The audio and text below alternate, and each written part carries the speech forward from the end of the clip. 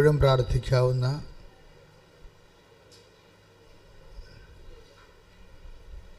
മഹത്വത്തെ വെളിപ്പെടുത്തുന്ന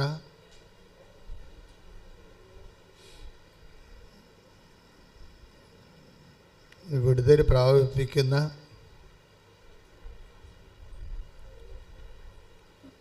നമ്മൾ ആ തത്സമയം കടന്നു പോകുന്ന വിഷയങ്ങളിൽ നിന്ന് നമ്മളെ സഹായിക്കുന്ന ഏറ്റവും ലളിതമായ ഒരു കുഞ്ഞു പ്രാർത്ഥനയാണ്. എന്താണ്? ദൈവമേ, അങ്ങയുടെ നാമത്തെ മഹത്വപ്പെടുത്തണമേ. പക്ഷെ പ്രാർത്ഥനയിൽ വെച്ച് ഏറ്റവും ടോപ്പ് പ്രാർത്ഥനയാണ്.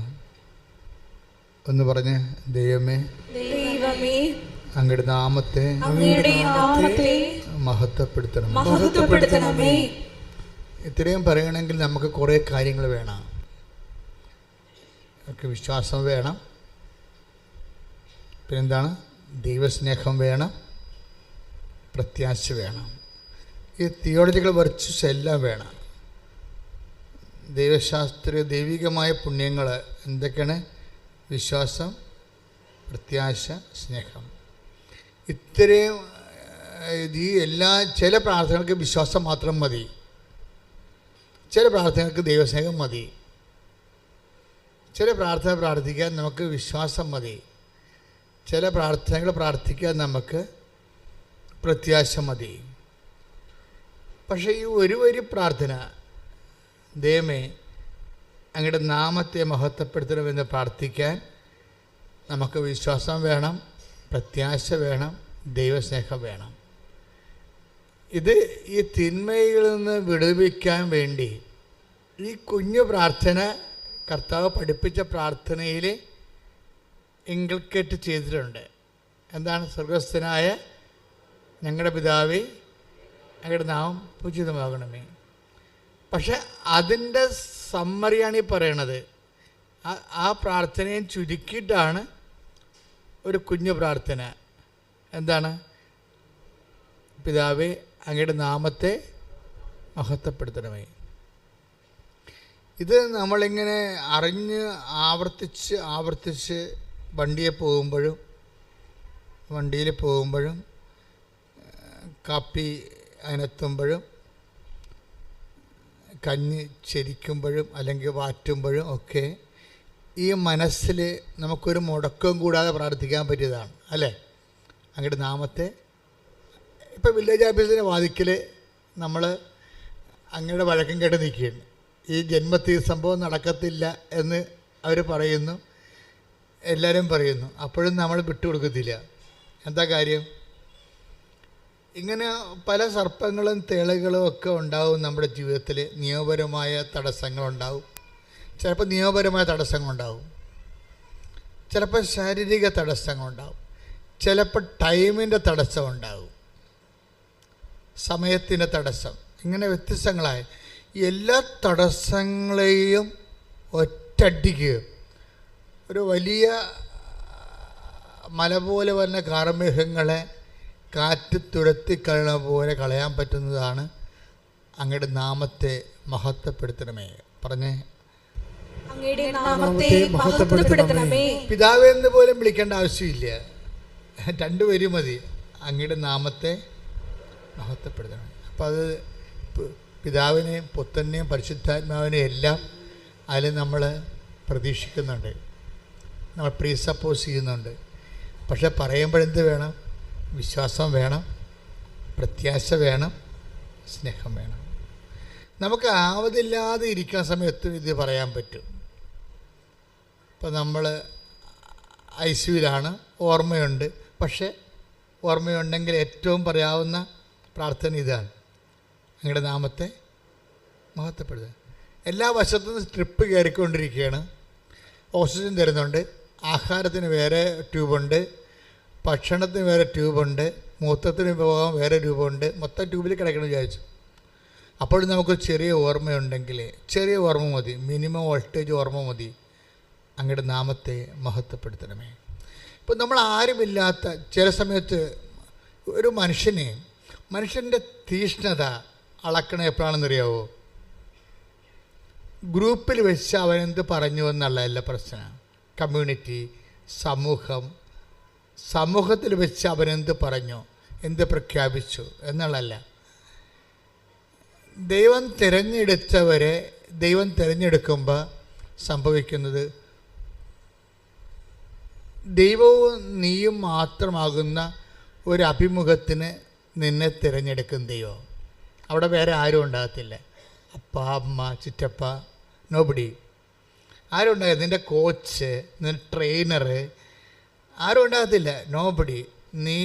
നീ എപ്പോഴും ശ്രദ്ധിക്കേണ്ട വിഷയം ഓർക്കണത്, നിങ്ങളുടെ ജീവിതത്തിൽ നിങ്ങൾ മാത്രമാകുന്നു. ഇപ്പോൾ കോടതി കയറി നിൽക്കുകയാണ് നമ്മൾ. ഇപ്പം ഞാൻ കൂട്ടിക്കയറി നിന്നിട്ടുണ്ട് 2 പ്രാവശ്യം. അപ്പോഴേ കോടതി കയറി നിൽക്കുകയാണ്. ആ സമയത്ത് നമ്മളോട് ആയിട്ടാണ് മജിസ്ട്രേറ്റ് ചോദിക്കണത്. ആ സമയത്ത് നമുക്ക് പറഞ്ഞു തരാൻ നമ്മുടെ വക്കീലൊക്കെ ഉണ്ടെങ്കിലും വക്കീൽ പറഞ്ഞു തരാൻ പറ്റത്തില്ല. ആ സമയത്ത് നമ്മളോട് ഡയറക്റ്റ് നമ്മളെ വിസ്തരിക്കുകയല്ലേ, ഡയറക്റ്റ് ചോദിക്കുകയും. അപ്പോഴേ ഈശോ ഇങ്ങനെയുള്ള സെക്കുലർ മൂവ്മെൻറ്റ്സ്, സെക്ലൂഡഡ് ആയിട്ടുള്ള മൂവ്മെൻറ്റ്സിനെ ബൈബിൾ സുന്ദരമായ രീതിയിൽ അഡ്രസ്സ് ചെയ്യും. എന്താണ്? നീ ഇങ്ങനെ നിർത്തപ്പെടുന്ന സമയമുണ്ട്, ഇങ്ങനെ നീ നിർത്തപ്പെടും. അങ്ങനെ എവിടെ നിർത്തപ്പെട്ടാലും, അധികാരസ്ഥാനത്തായാലും ശരി, നിയമ ഉത്തരവാദിത്വമുള്ള സ്ഥലത്തായാലും ശരി, നീ ഒറ്റക്ക് നിർത്തപ്പെടുന്ന സ്ഥലം. ഈ ഒറ്റക്ക് നിർത്തപ്പെടുന്ന സ്ഥലത്ത് എത്ര കൗണ്ട്, നമ്മുടെ ഒരു ആധ്യാത്മികത കൗണ്ട് നമുക്ക് അളക്കണത്, എത്ര പ്രാവശ്യം നമ്മൾ ഒറ്റക്ക് നിർത്തപ്പെട്ടു എന്നുള്ളതിൻ്റെ ഒരു കൗണ്ടിലാണ്.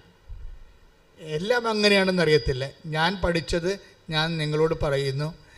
എൻ്റെ കർത്താവ് മനസ്സിലാക്കി തന്ന സത്യങ്ങൾ, എൻ്റെ വചനം കേൾക്കുന്ന, എന്നിലൂടെ ദൈവത്തെ കേൾക്കുന്ന, എൻ്റെ വചനമൊന്നും ഞാൻ പറയാൻ പറ്റത്തില്ല, എൻ്റെ വചനമല്ല ഞാൻ പറയണം. എന്നിലൂടെ ദൈവത്തെ കേൾക്കുന്നവർക്ക് ദൈവത്തിൻ്റെ ആഹാരമാണത് കൊടുക്കണേ. എന്താ കാര്യം? Count your secluded time. എന്നുവെച്ചാൽ നീ ഒറ്റക്ക് നിർത്തപ്പെടുന്ന സ്ഥലങ്ങൾ നീ ശ്രദ്ധിക്കുക. അവിടെ നമുക്ക് ഗ്യാരണ്ടി ഉണ്ട്. എന്താണ്? 12:12 ഗ്യാരണ്ടി എന്താണ്? വായിച്ചോളൂ. ലുക്ക 12:12. സ്തുതിക്കട്ടെ. ഹല്ലേലൂയ, ഹല്ലേലൂയ, ഹല്ലേലൂയ, ഹല്ലേലൂയ. യേശുവേ നന്ദി. ഹല്ലേലൂയ, ഹല്ലേലൂയ. ലൂക്ക 12:12. എന്താണ് പറയേണ്ടതെന്ന് ആ സമയത്ത് പരിശുദ്ധാത്മാവ് നിങ്ങളെ പഠിപ്പിക്കും. ഇത് ഭയങ്കര സംഭവമല്ലേ? എന്താണ്? നിങ്ങളെ ഒറ്റക്ക് നിർത്തപ്പെടുന്ന സമയം, അധികാരസ്ഥാനത്തോ വേറെ ഏതെങ്കിലും സിറ്റുവേഷനിലോ, നിങ്ങൾ ഇപ്പോൾ രോഗത്തിൻ്റെ മുഖത്തോ ഒറ്റക്ക് നിർത്തപ്പെടുന്ന സമയം, ആ സമയത്ത് നിങ്ങൾ ആകുലപ്പെടേണ്ട. എന്താണ്? ആ സമയത്ത് നിങ്ങൾ പറയേണ്ടത് എന്താണെന്ന് നിങ്ങൾക്ക് വേണ്ടി പറയാൻ ഞാൻ ആളെ നിശ്ചയിച്ചിട്ടുണ്ട്. എൻ്റെ മക്കളെ, വിശ്വാസ ജീവിതം എന്ന് പറയണത് ഇന്നോ നാളെയോ അങ്ങ് അവസാനിക്കണതല്ല. ഇത് ഓരോ പാഠം കഴിയുമ്പോൾ അടുത്ത പാഠം വരും. ആ ഒരു പാഠം കഴിയുമ്പോഴേ, ഇപ്പോഴ് ഞാൻ നിങ്ങൾ പറയട്ടെ, ഈശോ ഒരു വാക്ക് പറഞ്ഞായിരുന്നല്ലോ, നിങ്ങളുടെ ഹൃദയം, നിങ്ങളുടെ നിക്ഷേപം എവിടെയോ അവിടെയായിരിക്കും നിങ്ങളുടെ take the word of God. നിങ്ങളുടെ നിക്ഷേപം എവിടെയോ അവിടെയായിരിക്കും നിങ്ങളുടെ ഹൃദയവും. Take the word of God. ശ്രുതികയുടെ മക്കളെ, ലൂക്ക 12:34. ലൂക്ക 12:34. നിന്റെ നിക്ഷേപം എവിടെയോ അവിടെ നിന്റെ ഹൃദയവും. കേൾക്കുമ്പോൾ സിമ്പിൾ വാക്കാണ്. ഇപ്പം അച്ഛൻ്റെ മനസ്സിൽ ഈശോ തന്നുകൊണ്ട് ഞാൻ നിങ്ങളോട്, കർത്താവാണ് ഓൺലൈനിൽ സംസാരിക്കണത്, ഞാനിങ്ങനെ ശബ്ദം കൊടുക്കണമെന്നേ ഉള്ളൂ.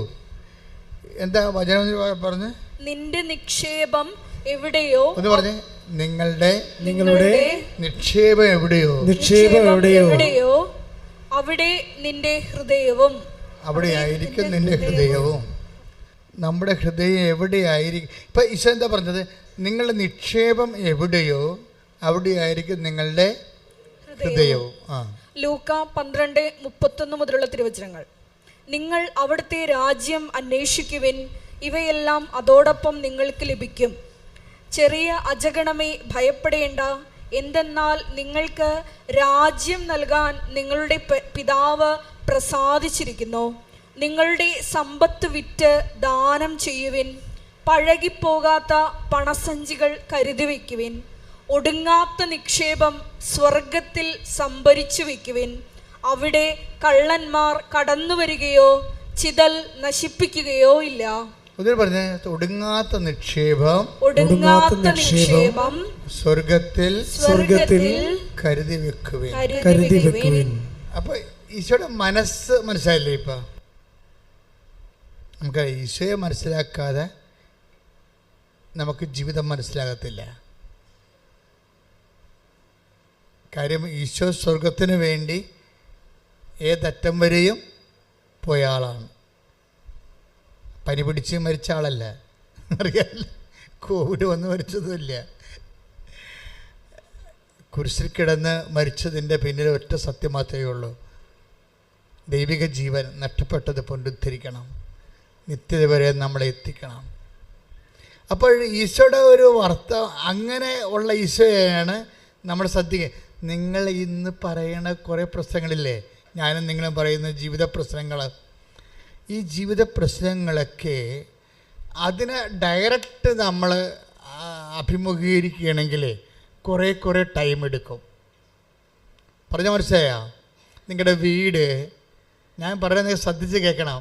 നിങ്ങളുടെ വീട്, ജോലി, വിവാഹം, രോഗം, കടങ്ങൾ, ജപ്തി, വഴിയില്ല, വിവാഹം നടക്കണില്ല, നിങ്ങൾ ആ സബ്ജക്റ്റിനെ ഡയറക്റ്റ് ആക്രമിക്കാൻ പോയാൽ കുറേ സമയമെടുക്കും.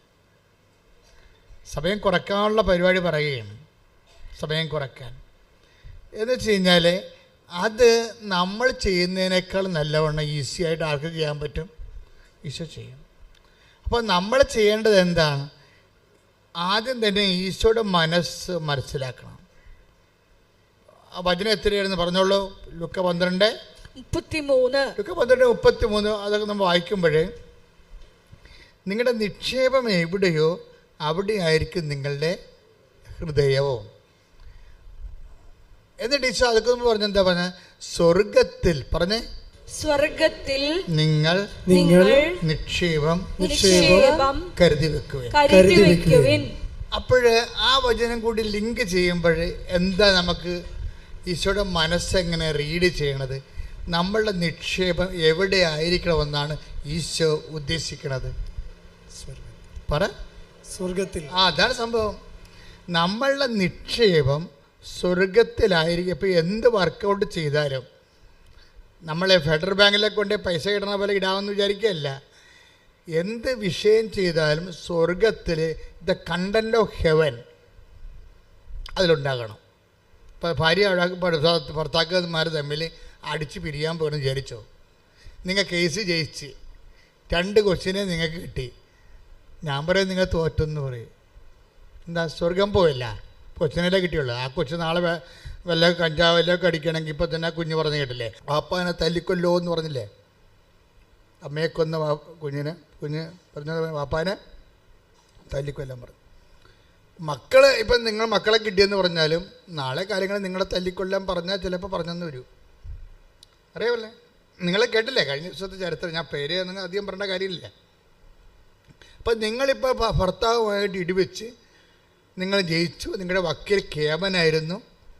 അയാൾ ഉള്ളത് ഇല്ലാത്തതൊക്കെ എഴുതി ചേർത്ത് നിങ്ങൾ അവിടെ സ്വർണം നേരത്തെ നിങ്ങൾക്കറിയാവില്ല, ഏത് വക്കീലിനും അറിയാം, ഏത് കോടതിക്കും അറിയാം, പിരിയണമെന്ന് പറഞ്ഞ പെണ്ണ് ഒരിക്കലും ഭർത്താവിൻ്റെ വീട്ടിൽ പൊന്നു വെക്കത്തില്ല.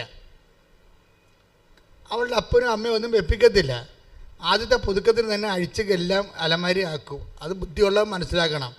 ഇത് ട്രാപ്പാണ് ഈ വരാൻ പോണത്, അടുത്ത പരിപാടി ട്രാപ്പാണെന്ന്. പക്ഷേ കേസ് വരുമ്പോൾ എന്താ പറയണത്? എൻ്റെ പൊന്നെ, എൻ്റെ 28 പവൻ പൈസ എല്ലാം അവിടെ ലോക്കറിൽ ഇരിക്കണം, അവിടെ അലമാരി ഇരിക്കണം കേസ്. അപ്പം നമ്മൾ വക്കീലിനോട് പറയാം, വക്കീലെ അങ്ങനെയൊന്നുമില്ല, കാശൊക്കെ എൻ്റെ ഉണ്ടെന്നൊക്കെ പറയും. അപ്പോൾ പറയും നിങ്ങൾക്ക് കേസ് ജയിക്കണ കാശ് വേണമെന്ന് ചോദിക്കും. അപ്പോൾ ഉടനെ ഒപ്പിട്ട് കൊടുക്കും. തീർന്നില്ലേ? കണ്ടന്റ് ഓഫ് ഹെവൻ പോയി.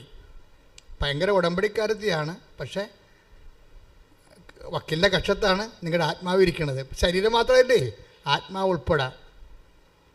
ശരീരം മാത്രമല്ല, ശരീരമായിട്ട് ആരും കക്ഷത്തില്ല, ആത്മാവ്. അതുകൊണ്ട് ഈശോ പറയുമ്പോൾ പറയും ഒരു കണ്ടന്റ് ഓഫ് ഹെവൻ. നിങ്ങൾ എവിടെ ജയിച്ചാലും എത്ര കാലത്തേക്ക് ജയിക്കാൻ പറ്റും? എത്ര കാലത്തേക്ക് ജയിക്കാൻ പറ്റും? ഈ ജീവിക്കണ ഇത്രയും കാലം ജീവിക്കാൻ പറ്റും അല്ലേ? അതായത് വേണ്ട സമയത്ത് നിങ്ങൾ കർത്താവിനെ തള്ളിപ്പറഞ്ഞിട്ടുണ്ട്. സത്യം തള്ളിപ്പറഞ്ഞു, നീതി തള്ളിപ്പറഞ്ഞു, സ്നേഹം തള്ളിപ്പറഞ്ഞു. എല്ലാം നിങ്ങൾ ആർക്ക് വേണ്ടി ചെയ്താണ്? തള്ളമാർ ശ്രദ്ധിക്കണേ. മക്കളുടെ കൂടെ നിന്നുകൊണ്ട് ആൻറ്റിമാരൊക്കെ ചിലപ്പോൾ കേസ് കൊടുക്കാനും ഡൈവേഴ്സിനും അബോർഷനും ഒക്കെ കൂട്ടി നിൽക്കുന്ന, പിമ്പായിട്ട് നിൽക്കുന്ന ആൾക്കാരില്ലേ, അവറാച്ച പണി വരുന്നുണ്ട്. ഒരു കുഴപ്പമില്ല. നിങ്ങൾ ഒറ്റടക്കി സഭയൊന്നും പോകത്തില്ല. എന്തുകൊണ്ടാണ് അമ്മ ചില സമയത്ത് ഹൃദയത്തിൽ സംഗ്രഹിച്ച് മിണ്ടാണ്ടിരുന്നത്? ചില സമയത്ത് ദൈവത്തിന് മുമ്പ് മിണ്ടാണ്ടിരിക്കണതാണ് നല്ലത്. മിണ്ടിപ്പോയ കൗണ്ടാവും. നല്ല ഹെവി ആയിട്ടുള്ള അനീതിയല്ലേ കിട്ടണത്.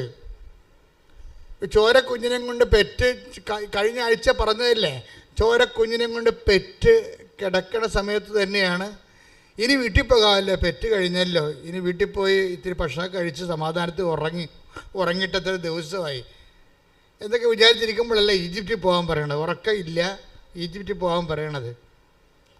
അപ്പോൾ സ്വാഭാവികമായിട്ട് നമ്മൾ സംസാരിച്ചാൽ ദൈവത്തിനെതിരെ സംസാരിക്കത്തുള്ളൂ. ഉറപ്പല്ലേ? അതുകൊണ്ട് അമ്മ ആ രാത്രി ഹൃദയത്തിൽ സംഗ്രഹിച്ചു എന്നാണ് പറയണത്. പരിശുദ്ധാത്മാവ് കൂടെ നിൽക്കുന്ന കാരണം നിങ്ങൾക്കറിയാമല്ലോ. ഈ പരിശുദ്ധാത്മാവ് എപ്പോൾ വിട്ടുപോകുന്നു അവിടെ വെച്ച് ദുരന്തം തുടങ്ങി. പിന്നെ ഞാൻ പറഞ്ഞ കുറേ ആൾക്കാർ ഡൈവേഴ്സ് ചെയ്യണമെന്നൊക്കെയാണ് ഞാൻ പറയണത്. കാര്യം ഇങ്ങനെ ചുമ്മാ ഈ ഗിരിയും പാമ്പും കൂടി ജീവിച്ചിട്ട് കാര്യമില്ലല്ലോ. എന്താ അങ്ങനെ പറയാൻ കാര്യം വെച്ച് കഴിഞ്ഞാൽ ചില ആൾക്കാർക്ക് ക്രിസ്തീയ ജീവിതത്തിന് കൊള്ളത്തില്ല. That is why I am saying that.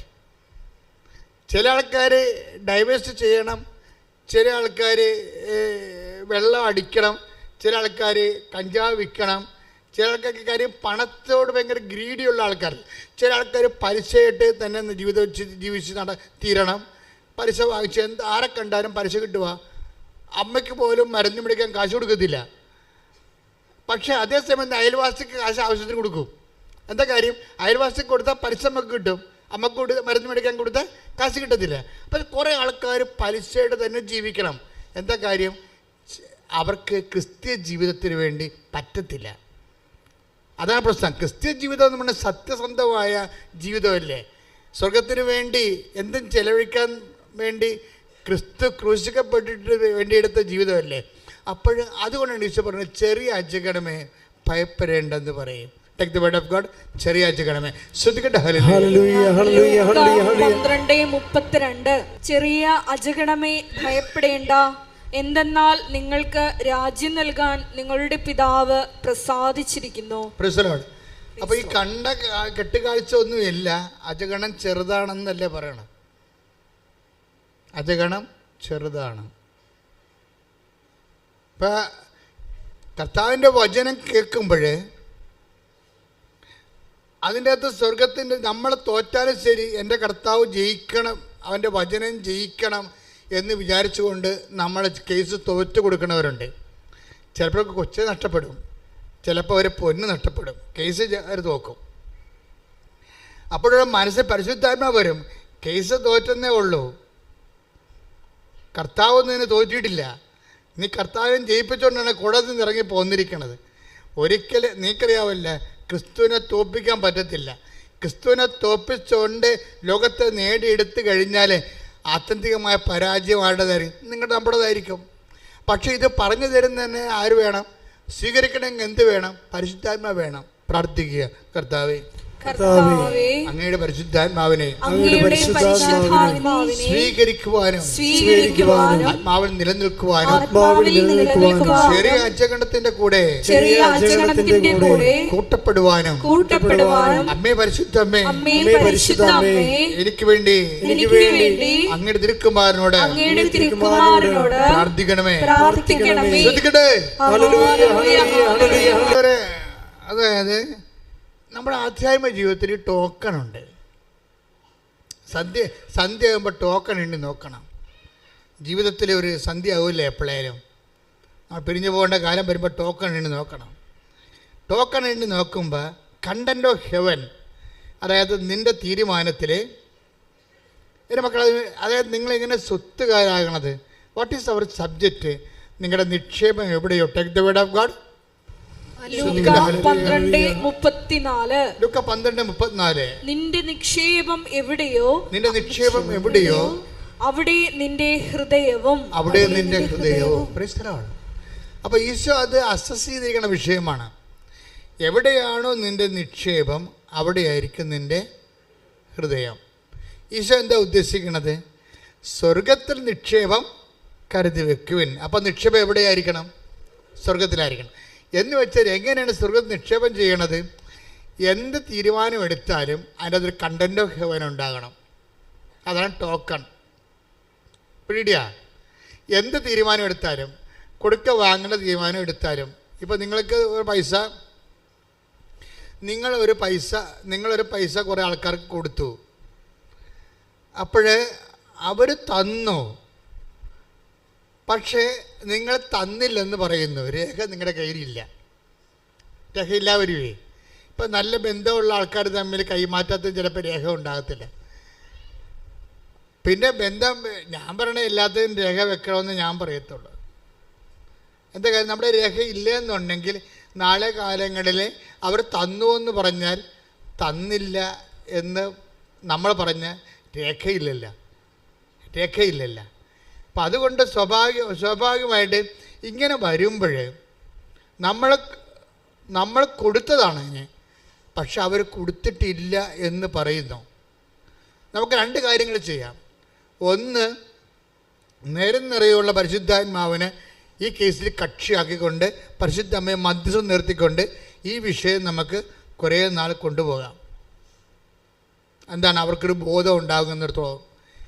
പക്ഷെ അവർക്ക് ബോധം ഉണ്ടാവും, നിങ്ങൾ കൊടുത്തതാണെന്ന് തന്നെയുള്ള ബോധം ഉണ്ടാവും. പക്ഷെ അവരത് പറയത്തില്ല. അവരപ്പോഴും പറയും, ബോധം ഉണ്ടായാലും അവർ പറയും തന്നിട്ടില്ലെന്ന് പറയും. അപ്പം നിങ്ങൾ എന്തു ചെയ്യും? നിങ്ങൾ എന്തെങ്കിലും ഒരു മാർഗത്തിൽ അത് കുറച്ചെങ്കിലും കൊടുത്ത് ആ ചാപ്റ്റർ എഴുതി മേടിച്ച് ക്ലോസ് ചെയ്ത് കളയും. അപ്പോൾ ആര് തോറ്റു? അപ്പോൾ നമ്മൾ 2 പ്രാവശ്യം കാശ് തോറ്റില്ലേ? ആദ്യം ഒന്ന് കൊടുത്തു. ഇപ്പോൾ കോംപ്രമൈസ് ആകാൻ വേണ്ടി, ആ സഹോദരനോട് വൈരാഗ്യം ഉണ്ടാകാതിരിക്കാൻ വേണ്ടി, വൈരാഗ്യവും പണവും കൂടി ഒരുമിച്ച് വന്നാൽ കർത്താവ് പറയും വൈരാഗ്യം കുറച്ചിട്ട് പണം കൊടുക്കാൻ പറയും. വൈരാഗ്യം, കാര്യം നിൻ്റെ സഹോദരൻ നീ ബലിയർപ്പിക്കാൻ വരുമ്പോൾ നിൻ്റെ take the word of God 5:23 സ്തുതിക്കട്ടെ. ഹല്ലേലൂയ ഹല്ലേലൂയ ഹല്ലേലൂയ ഹല്ലേലൂയ ഹല്ലേലൂയ ഹല്ലേലൂയ. യേശുവേ നന്ദി. ഹല്ലേലൂയ ഹല്ലേലൂയ ഹല്ലേലൂയ. യേശുവേ ആരാധന ആരാധന. മത്തായി 5:23. നീ ബലിപീഠത്തിൽ കാഴ്ച അർപ്പിക്കുമ്പോൾ, ഒന്ന് പറഞ്ഞേ, നീ ബലിപീഠത്തിൽ കാഴ്ച അർപ്പിക്കുമ്പോൾ നിന്റെ സഹോദരന് നിന്നോട് എന്തെങ്കിലും വിരോധമുണ്ടെന്ന് അവിടെ വെച്ച് ഓർത്താൽ കാഴ്ച വസ്തു അവിടെ ബലിപീഠത്തിന് മുമ്പിൽ വെച്ചിട്ട് പോയി സഹോദരനോട് രമ്യതപ്പെടുക. പിന്നെ വന്ന് കാഴ്ചയർപ്പിക്കുക. അപ്പോൾ സ്വത്തിൻ്റെയോ സ്ഥാവരയോ വസ്തുക്കളുടെയോ മേലിലെ സഹോദരന്മാരുടെ ഭിന്നത ഉണ്ടായിക്കഴിഞ്ഞാൽ നമ്മൾ കൊടുത്തതാണ്, അവർ കൊടുത്തില്ലെന്നാണ് പറയണത്. പിന്നെ അവർക്ക് ബോധം വന്നു കിട്ടിയതാണെന്ന്, പക്ഷെ അവർ അംഗീകരിക്കണില്ല. പോരട്ടെ എന്നാണ് അവർ വിചാരിക്കുന്നത്. വൈരാഗ്യത്തിൽ തന്നെ അവർ നിലനിർത്തുന്നു. ഇനി ഇവർ വൈരാഗ്യം വെച്ചിട്ട് നമ്മുടെ എന്നാ കാണിക്കാൻ പോയി പണി നോക്കാൻ പറഞ്ഞാൽ നമുക്ക് പണി നോക്കാൻ പറയും. പക്ഷെ ബൈബിള് പണി നോക്കാൻ പറയത്തില്ല. ബൈബിൾ പറയും അവരോട് രമ്യപ്പെടാൻ പറയും. അതെന്താ കാര്യം വെച്ച് കഴിഞ്ഞാൽ, പ്രോബ്ലം വെച്ച് കഴിഞ്ഞാൽ അവരുടെ പ്രശ്നമല്ല, നമ്മുടെ പ്രശ്നമാണ്. നിത്യത ഇതിൻ്റെ അകത്ത് വിഷയമാണ്. നിത്യതയ്ക്ക് വേണ്ടി നിന്നെ എടുക്കുമ്പോഴേ അവർക്ക് നിന്നോട് വൈരാഗ്യം ഉണ്ടാകും. നിലനിർത്തിക്കൊണ്ടാണ് നീ നിത്യതയ്ക്ക് ചെന്നിരിക്കുന്നത്. ടോക്കം പോയി. അപ്പോൾ എല്ലാത്തിനേക്കാൾ സമ്പത്ത് നിത്യതയായതുകൊണ്ടാണ് ബൈബിൾ കർക്കശമായിട്ട് ആ നിത്യതയുടെ കൂടെ നിൽക്കുന്നത്. നമുക്ക് സ്ഥാപനജംഗ വസ്തുക്കൾ നഷ്ടം ഉണ്ടായാലും ക്രിസ്തുവിൻ്റെ പീഡാനുഭവത്തിൽ നമ്മൾ വിശ്വസിക്കുകയും അവൻ്റെ വീണ്ടെടുപ്പിൽ നമുക്ക് വേണ്ടി കൊടുത്തു നമ്മൾ വിശ്വസിക്കുകയും അവൻ്റെ കൂടെ ജീവിതം നിത്യകാലം ജീവിക്കാമെന്ന് നമ്മൾ വിശ്വസിക്കുകയും ചെയ്തുള്ള ആ വിശ്വാസ ജീവിതത്തിന് കളങ്കം ഉണ്ടാകാതിരിക്കാൻ വേണ്ടിയാണ് അവരുമായിട്ട് സ്ഥാപനജംഗ വസ്തുക്കളുടെ കാര്യത്തിൽ നിങ്ങൾക്ക് കോട്ടവും നഷ്ടവും ഉണ്ടായാലും സ്നേഹത്തിൻ്റെ കാര്യത്തിൽ രമ്യപ്പെട്ടുകൊണ്ട് നിത്യജീവൻ ഉറപ്പാക്കാൻ പറയണത് ക്രിസ്തുവിന് മാത്രമേ അങ്ങനെ പറയാൻ പറ്റത്തുള്ളൂ. അതാണ് ക്രിസ്തു ദൈവമാണെന്ന് നമ്മൾ അനുഭവിക്കുന്നതിൻ്റെ കാരണം. ശ്രദ്ധിക്കട്ടെ.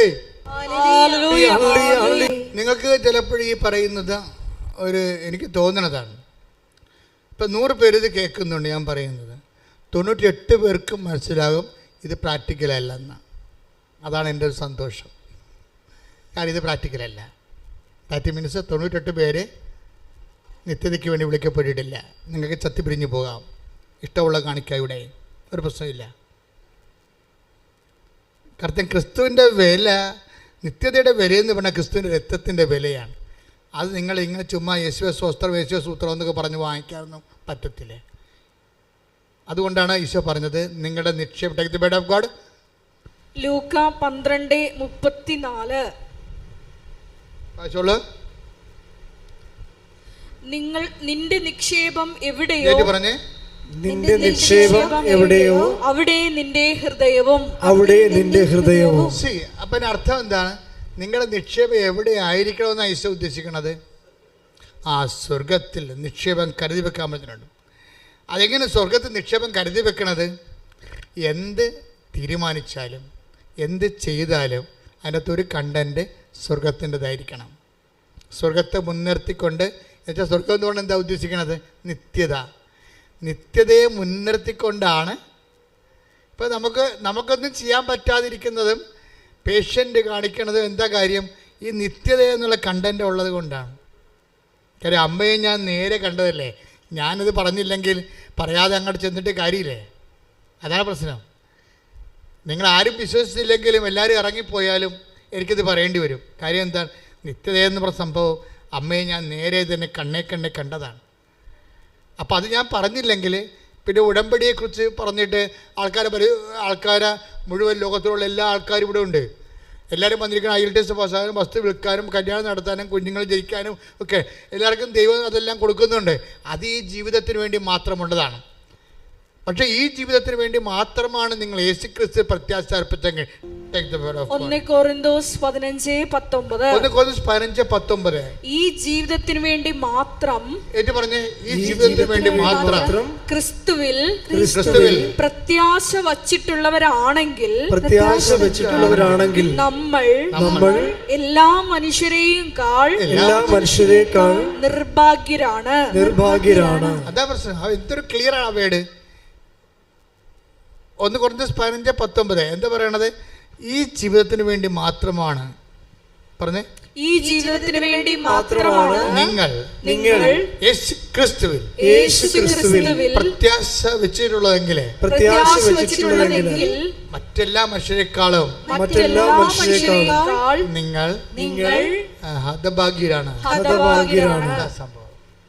അപ്പൊ യേശുക്രിസ്തുവിൽ പ്രത്യാശ അർപ്പിക്കുന്നത് ഈ ജീവിതത്തിന് വേണ്ടി മാത്രമല്ല, ഈ ജീവിതത്തിന് വേണ്ടിയാണെന്നല്ല, ഈ ജീവിതത്തിന് വേണ്ടി മാത്രമെന്നാണ് പറഞ്ഞിരിക്കുന്നത്. വെച്ചാൽ ഈ ജീവിതത്തിനുള്ളതും കർത്താവ് ക്രമീകരിക്കും, വരാൻ പോകുന്ന ജീവിതത്തിനുള്ളതും കർത്താവ് ക്രമീകരിക്കും. കാരണം എന്താണ്?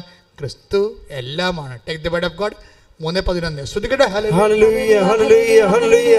യേശുവേ നന്ദി നന്ദി. ഹല്ലേലൂയ ഹല്ലേലൂയ ഹല്ലേലൂയ ഹല്ലേലൂയ. യേശുവേ സ്തുതി. ഹല്ലേലൂയ ഹല്ലേലൂയ. ആരാധന ആരാധന ആത്മനാഥനേ യേശുവേ. ആരാധന ആരാധന സ്നേഹരാജ യേശുവേ.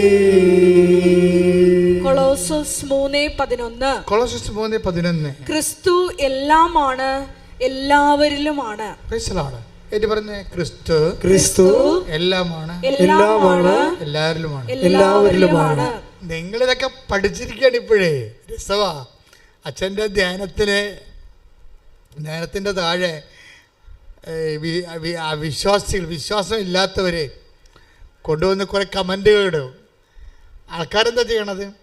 ആൾക്കാർ ഉടനെ തന്നെ ഉടമ്പടിയുടെ വചനങ്ങൾ, അവർക്കറിയാവുന്ന വചനങ്ങൾ കോട്ട് ചെയ്തിട്ട് അതിനെ റിഫ്യൂട്ട് ചെയ്ത് കളയും. കാര്യം ഇപ്പം ജനങ്ങൾക്ക് വചനങ്ങൾ അറിയാം, ജനങ്ങൾക്ക് ആത്മീയ ജീവിതം അറിയാം. പിന്നെ ഞാൻ എന്താ നോക്കണമെന്ന് വെച്ച് കഴിഞ്ഞാൽ, ഞാൻ ക്രിസ്തുവിന് എപ്പോഴും ഒരു മനസ്സുണ്ടേ. എന്നുവെച്ചാൽ ഞാൻ ഇരിക്കുന്നിടത്ത് നിങ്ങളും ആയിരിക്കണം. Take the word of God. ശ്രദ്ധിക്കട്ടെ. ഹല്ലേലൂയ. ഹല്ലേലൂയ ഹല്ലേലൂയ ഹല്ലേലൂയ ഹല്ലേലൂയ. യേശുവേ നന്ദി നന്ദി. ഹല്ലേലൂയ ഹല്ലേലൂയ. ആരാധന ആരാധന ആരാധന യേശുവേ. ആരാധന ആരാധന സ്നേഹരാജൻ യേശുവേ. പരിശുദ്ധ പരമദിവ്യകാരുണ്യത്തിന് എന്നേരവും ആരാധനയും സ്തുതിയും പുകഴ്ചയും ഉണ്ടായിരിക്കട്ടെ. യോഹന്നാൻ 14:3. യോഹന്നാൻ 14:3. ഞാൻ പോയി നിങ്ങൾക്ക് സ്ഥലം ഒരുക്കി കഴിയുമ്പോൾ പറഞ്ഞേ, ഞാൻ പോയി നിങ്ങൾക്ക് സ്ഥലം ഒരുക്കി കഴിയുമ്പോൾ ഞാൻ ആയിരിക്കുന്നിടത്ത് നിങ്ങളും ആയിരിക്കേണ്ടതിന് ഞാൻ വീണ്ടും വന്ന് നിങ്ങളെയും കൂട്ടിക്കൊണ്ടുപോകും. അപ്പൊ എന്നല്ലെങ്കിൽ നാളെ കർത്താവിൽ യാത്രയാകുന്നവനെ കൂട്ടിക്കൊണ്ടുപോകുന്നത് ആരാണെന്ന് ഉറപ്പാണല്ല. ഞാൻ വീണ്ടും വന്ന് നിങ്ങളെ കൂട്ടിക്കൊണ്ടുപോകും. അതുകൊണ്ടാണ് മരണത്തെ ഭയമില്ലാത്തത്. കർത്താവ് കൂട്ടിക്കൊണ്ടുപോകാൻ ചാരത്ത് നിൽക്കുന്നത് കൊണ്ട്, ആ ബോധമുള്ളത് കൊണ്ടാണ് മരണത്തെ ഭയക്കാത്തത്. അതായത് ഞാൻ വീണ്ടും വന്ന് നിങ്ങളെ കൂട്ടിക്കൊണ്ടുപോകും. കാരണം എന്താണ്? ഞാനിരിക്കുന്നിടത്ത് ഏറ്റു പറഞ്ഞു ഞാനിരിക്കുന്നിടത്ത് നിങ്ങളും ആയിരിക്കണം. ഞാൻ എവിടേക്കാണ് പോകുന്നതെന്ന് പറഞ്ഞേ. ഞാൻ എവിടേക്കാണ് പോകുന്നതെന്ന് നിങ്ങൾക്കറിയാം. അപ്പോൾ തോമസ് പറഞ്ഞു, കർത്താവേ, അങ്ങ് എവിടേക്ക് പോകുന്നുവെന്ന് ഞങ്ങൾക്കറിയത്തില്ല. പിന്നെ വഴി ഞങ്ങൾ എങ്ങനെ അറിയും? അപ്പോൾ ഈശോ പറഞ്ഞു, ഞാനാകുന്നു വഴിയും സത്യവും ജീവനും. ഞാനാകുന്നു വഴിയും സത്യവും ജീവനും. ഞാൻ വഴിയല്ലാതെ ആരും പിതാവിന്റെ ഭവനത്തിൽ എത്തുന്നില്ല. നമ്മൾ ദൈവക്കണമെന്ന് ശാസ്ത്രജ്ഞന്മാർ പറയത്തില്ലേ? അതുപോലെ ഒരു ദൈവക്കണം, ഒരു ഡിവൈൻ മോളിക്യൂൾ നമ്മളുടെ എല്ലാ പ്രവർത്തനങ്ങളുടെയും ചെയ്തികളുടെയും സംസാരങ്ങളുടെയും ഉള്ളിൽ ഒരു ദൈവക്കണം ഉണ്ടാകും. ദൈവകണം ഉണ്ടാകണം എന്നുവെച്ചാൽ അത് സ്വർഗത്തിൻ്റെ കണമായിരിക്കണം. സ്വർഗത്തിൻ്റെ കണിക എന്താണത്? എന്നെയും നിന്നെയും നിത്യതയോട് അടുപ്പിക്കുന്ന കർത്താവിൻ്റെ വചനത്തിൻ്റെ നിറവേറ്റമായിരിക്കണം നമ്മുടെ ജീവിതം. കൈയടിച്ച് കർത്താവോട് ഇതൊരു നിക്ഷേപമാണ്. നിൻ്റെ ജീവിതത്തിലെ സംസാരങ്ങളിലെ ചെയ്തികളിലെ തീരുമാനങ്ങളിലെ വചനത്തിൻ്റെ നിത്യതയുടെ ഒരു കണമുണ്ടെങ്കിൽ അതൊരു നിക്ഷേപമാണ്, സ്വർഗത്തിലുള്ള നിക്ഷേപമാണ്. പ്രാർത്ഥിക്കുക, കർത്താവേ, നിന്റെ നാമത്തില് ഞാൻ ജീവിക്കുമ്പോഴേ എന്റെ വർത്തമാനങ്ങള് ചെയ്തികള് സംസാരങ്ങള് ഈശോയെ അവിടെ എല്ലാം സ്വർഗത്തിന്റെ ഒരു കണമുണ്ടാകുക, ദൈവക്കണമുണ്ടാകുക, എന്നെ നിത്യതയോട് അടുപ്പിക്കുവാൻ എന്നെ പ്രത്യേകമായി അങ്ങ് താങ്ങി ഒരുക്കണമേ, എന്നെ സംരക്ഷിക്കണമേ.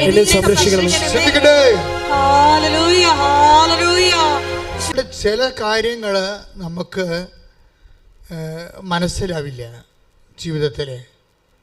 നിങ്ങൾ നീതിമാനാകാം, നീതിമതിയാകാം,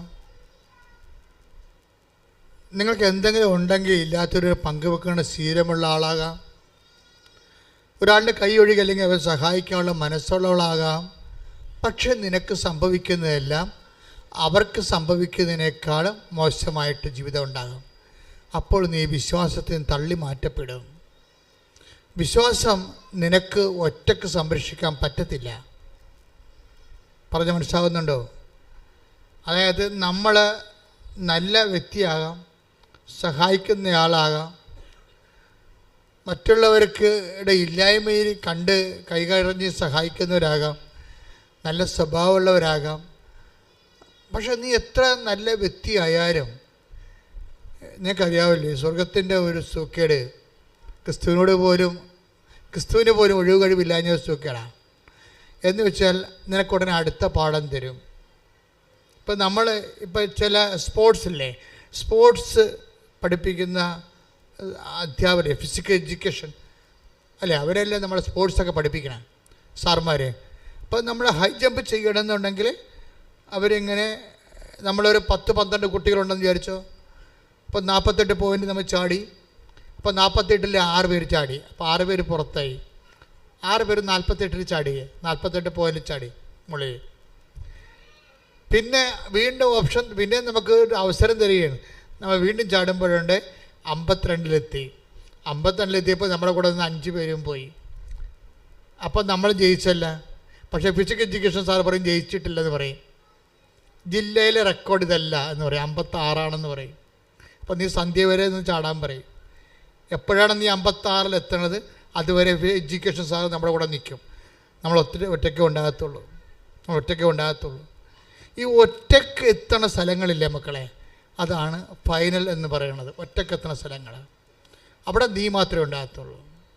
നിൻ്റെ കൂടെ സപ്പോർട്ട് ചെയ്തിട്ടില്ല. നമ്മളെ പൊട്ട മൊണ്ണെ എന്തൊക്കെ വിളിച്ചിട്ട് ഞങ്ങൾ അന്നേ പറഞ്ഞല്ലേടാ അത്തേ നീ ചെയ്തിട്ട്. അപ്പം നീ അങ്ങനെ ഓരോ കാര്യങ്ങൾ പറഞ്ഞ് കുറ്റപ്പെടുത്തി ഓരോ കാൻഡിഡേറ്റുകൾ പോയി അവസാനം നമ്മൾ ഒറ്റക്കാകും.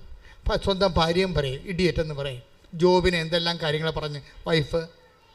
അപ്പോൾ ഓരോരുത്തർ പറയും, മക്കളും പറയും പപ്പക്ക് ബോധമില്ല, പപ്പ ഈ ലോകത്തല്ല ജീവിക്കണത്, പപ്പ ഈ കാലത്തല്ല ജീവിക്കണത്. അതെ, നമ്മൾ ഈ കാലത്തല്ല ജീവിക്കണത്, കാലാതീതമായ കർത്താവിൻ്റെ കൂടെയാണ്. കൈ ഇടിച്ച് കർത്താവ്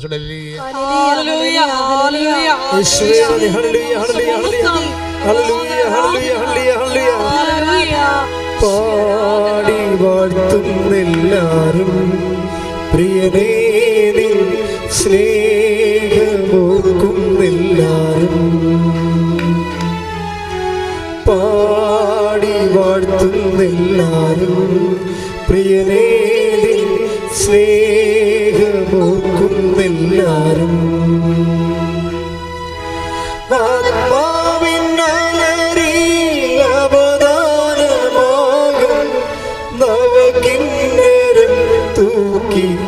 ഞങ്ങൾ പാടും ലോകമാകും ബാബിലോണിൽ മിഴിനീരിൻ പുഴയോരം തന്നിൽ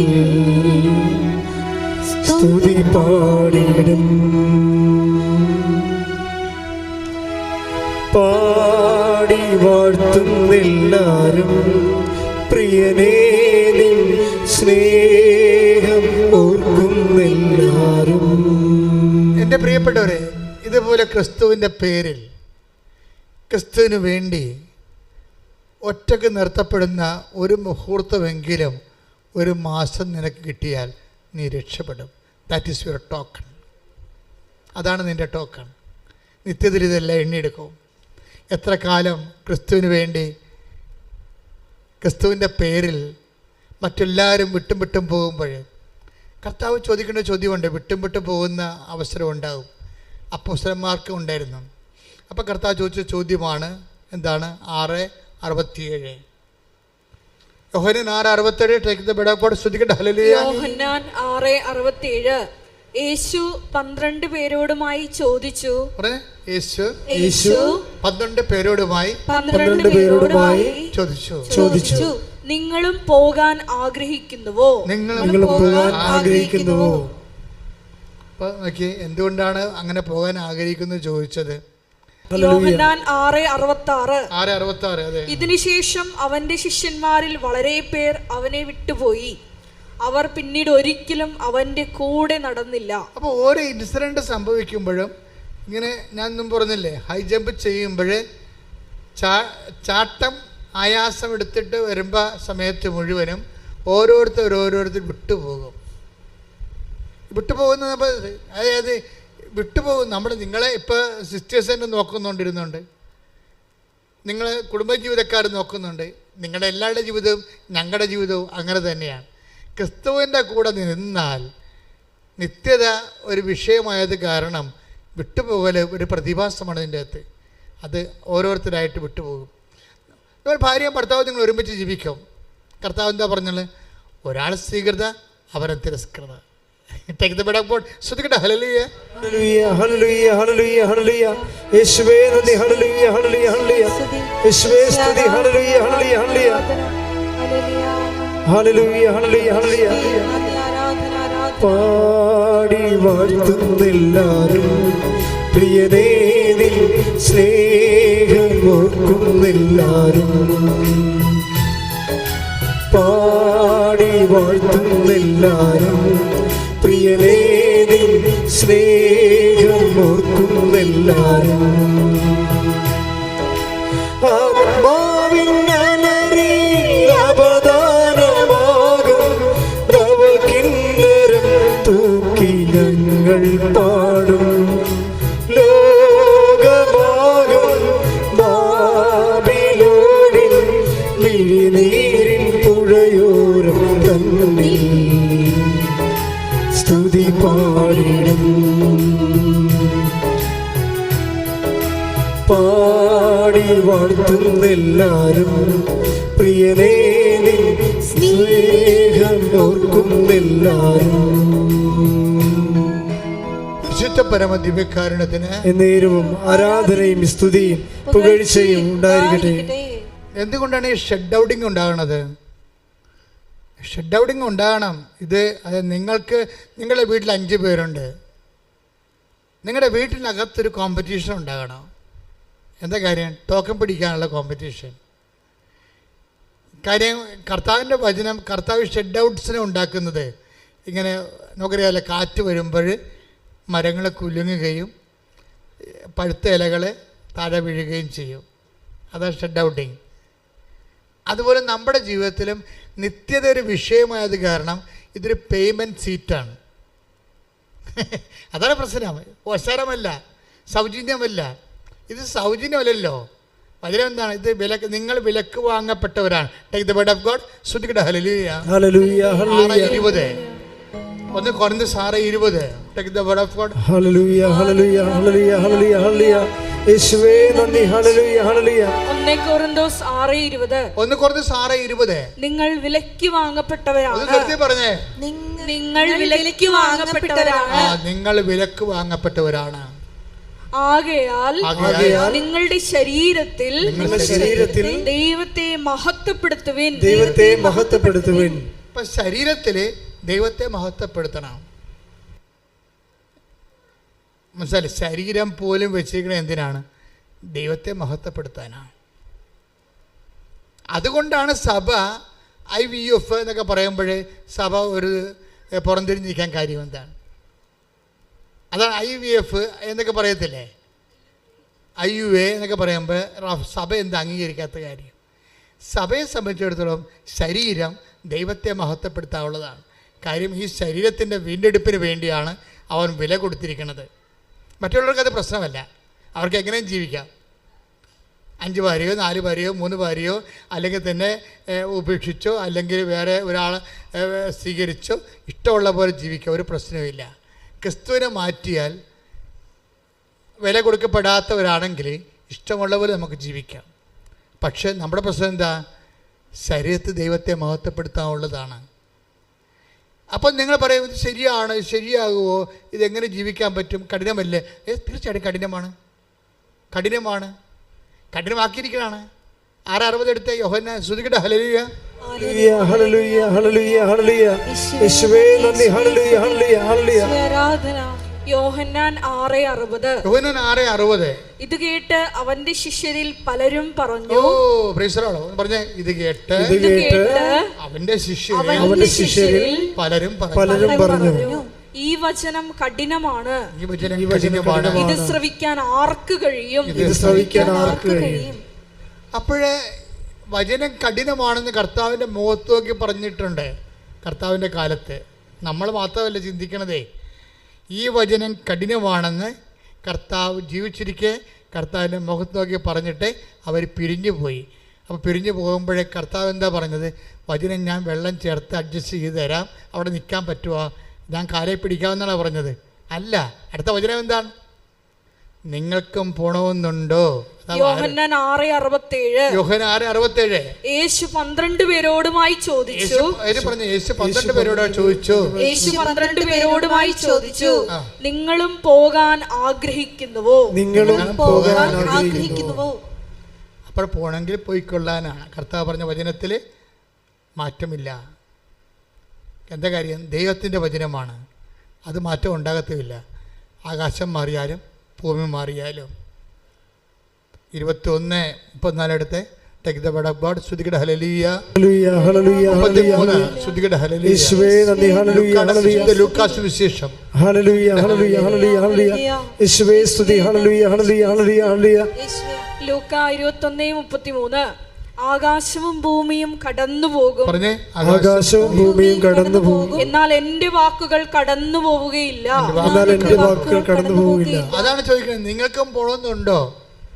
നിങ്ങളല്ല, ആകാശം തന്നെ പോകും. നിങ്ങളല്ല, ഭൂമി തന്നെ പോകാനും. പക്ഷേ എന്ത് പോകത്തില്ല? ഞാൻ നിങ്ങൾ പറഞ്ഞ വാക്കുകൾ ഒരിക്കലും കടന്നു പോകത്തില്ല. അപ്പോഴും വചനത്തിൻ്റെ അടിസ്ഥാനത്തിലെ ഒരു ജീവിതം നമ്മൾക്ക് സംരംഭമാകാൻ കാരണം എന്താണ്? നമ്മൾക്ക് വേണ്ടി ക്രിസ്തു വില കൊടുത്തത് കൊണ്ടും അവൻ്റെ വിശുദ്ധമായ രക്തത്താൽ വിലക്ക് വാങ്ങപ്പെട്ടത് കൊണ്ടുമാണ്.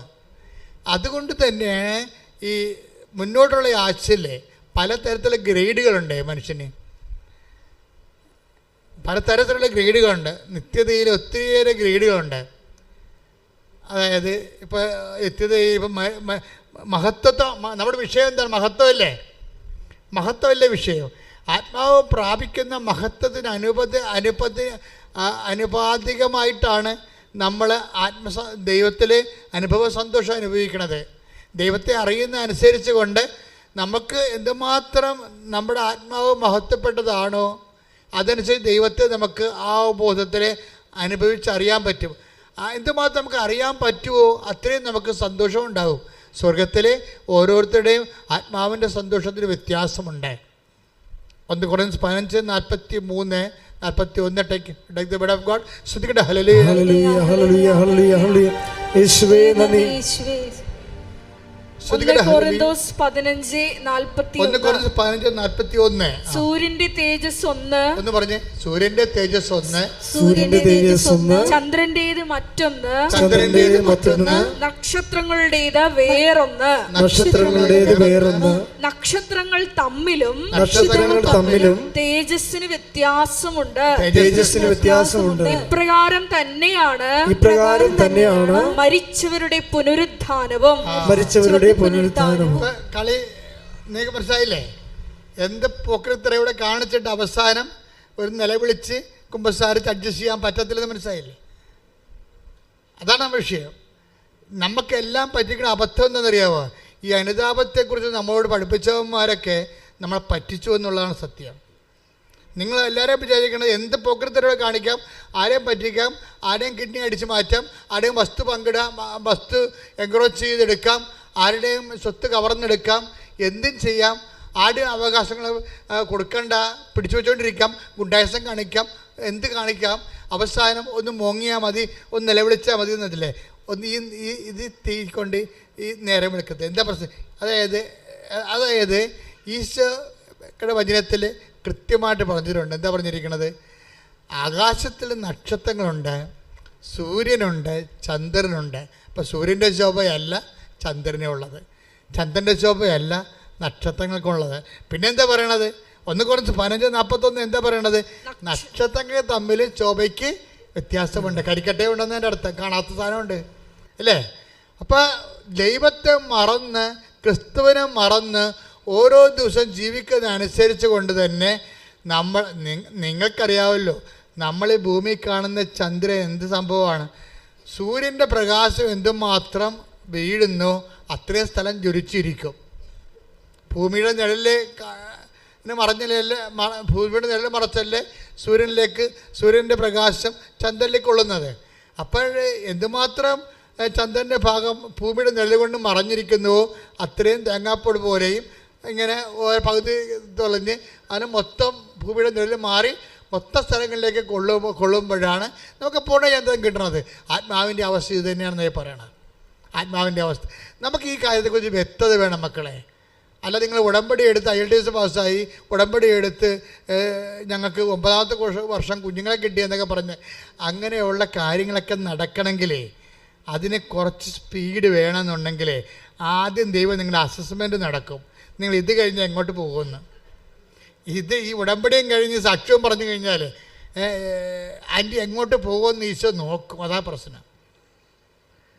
അതുകൊണ്ടാണ് ഈ ജീവിതത്തിന് വേണ്ടി മാത്രമാണ് നിങ്ങൾ യേശു ക്രിസ്തു പ്രത്യാശ അർപ്പിച്ചെങ്കിൽ ക്രിസ്തുവിനെ അറിയാതിരിക്കുന്നതാണ് നിങ്ങൾക്ക് നല്ലത്. അപ്പോഴെന്താ സംഭവിച്ചു കഴിഞ്ഞാൽ എപ്പോഴും സ്വർഗത്തിൻ്റെ ഒരു കണ്ടൻറ്റ് ഞാൻ നിങ്ങളോട് പറഞ്ഞത് എന്താണെന്നറിയാമോ? അതായത് സത്യദൈവത്തിൻ്റെ വിശുദ്ധ വേദപുസ്തകത്തിൻ്റെ വചനങ്ങൾ നിങ്ങൾ കേൾക്കുമ്പോഴേ നിങ്ങൾ എപ്പോഴും കർത്താവിനോട് തീവ്രമായിട്ട് സ്വർഗത്തെക്കുറിച്ചൊന്ന് ദാഹിക്കണം. കർത്താവേ, ഒത്തിരി അബദ്ധങ്ങളും അപരാധങ്ങളൊക്കെ സംഭവിച്ചു, എങ്കിലും ഇനിയും സമയമുണ്ട് നമ്മുടെ മുമ്പിൽ. അതായത് 1 മാസം, ഞാൻ വേറെ ഒന്നും പറഞ്ഞില്ല, 1 മാസം ഒരു ടോക്കൺ മേടിക്കണം. സ്വർഗത്തിൻ്റെ കണ്ടൻ്റുള്ള, സ്വർഗത്തിന് വേണ്ടി നിന്ന് നിലപാടെടുത്ത, സുവിശേഷത്തിന് വേണ്ടി ഒരു നിലപാടെടുത്ത ഒരു ടോക്കൺ. നമ്മൾ തോറ്റുകൊടുത്ത, നമ്മൾ പരാജയപ്പെടുകയും കുടുംബത്തിൽ നമ്മളെ അതിൻ്റെ പേരിൽ കൊക്കി വിളിക്കുകയും നമുക്ക് ബോധമില്ല ബുദ്ധൂസാണെന്ന് പറഞ്ഞ് നമ്മളെ താറടക്കി അടിക്കുകയും ക്രിസ്തുവിൻ്റെ പേരിൽ നമ്മളെ മന്ദബുദ്ധിയായിട്ട് ചാപ്പ കുത്തുകയും ചെയ്ത ഒരു ടോക്കൺ 1 മാസം നിങ്ങൾ നേടിയെടുക്കണം. ഒരു ടോക്കണെങ്കിലും പ്രാർത്ഥിക്കുക. കർത്താവേ, നിന്റെ വചനത്തിന് വേണ്ടി സാക്ഷ്യം വഹിച്ചുകൊണ്ട് എന്റെ ജീവിതത്തിലെ 1 മാസം ഒരു സാക്ഷ്യം ഇങ്ങനെ വഹിക്കുവാൻ എന്നെ അഭിഷേകം ചെയ്യണം.